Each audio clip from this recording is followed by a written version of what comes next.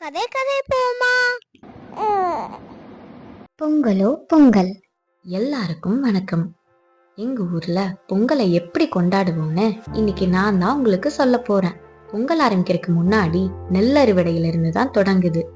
அறுவடையெல்லாம் முடிச்சதுக்கு அப்புறம் விவசாயிகள் பொங்கல் செலிப்ரேஷனை ஸ்டார்ட் பண்ணுவாங்க.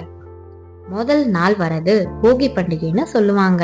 அன்னைக்கு காலையில எல்லாரும் சேர்ந்து முதல்ல வீட்டை சுத்தம் பண்ணுவோம். பழைய வேண்டாத பொருட்கள் எல்லாத்தையும் போட்டு நெருப்பு பத்திடுவோம்.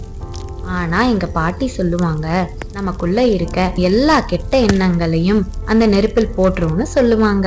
அடுத்த நாள் எனக்கு ரொம்ப பிடிச்ச நாள், அதுதான் தைப்பொங்கல்.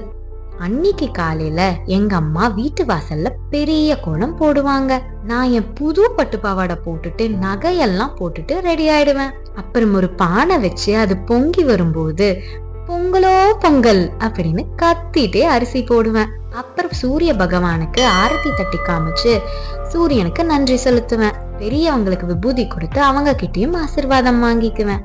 அப்புறம் அந்த சுவையான பொங்கலை எல்லாரும் சேர்ந்து நல்லா சாப்பிடுவோம். அடுத்த நாள் மாட்டுப் பொங்கல். விவசாயிகளுக்கு உதவி செய்யும் பசுக்களுக்கும் காளைகளுக்கும் நன்றி சொல்லும் நாள் இது. பசுக்கள் காளைகள் எல்லாத்தையும் காலையிலேயே குளிப்பாட்டி அதை அலங்கரிப்போம். அப்புறம் அந்த அன்னைக்கு பொழுது சாயற நேரத்துல அவங்களுக்கு பூஜை பண்ணி அவங்களுக்கு உணவளிச்சு எங்க நன்றிய தெரிவிப்போம். மாட்டு பொங்கல் அன்னைக்குதான் ஜல்லிக்கட்டு, ரேக்லா ரேஸ் எல்லாமே நடக்கும். கடைசி நாள் காணும் பொங்கல். உறவினர்கள் எல்லாரும் ஒன்று கூடி பேசி மகிழ்வதுதான் காணும் பொங்கல். காணும் பொங்கல் அன்னைக்கு உரியடி, கும்மி எல்லாமே நடக்கும். என் கூட சேர்ந்து எங்க பொங்கல்ல என்ஜாய் பண்ணதுக்கு உங்க எல்லாத்துக்கும் ரொம்ப நன்றி.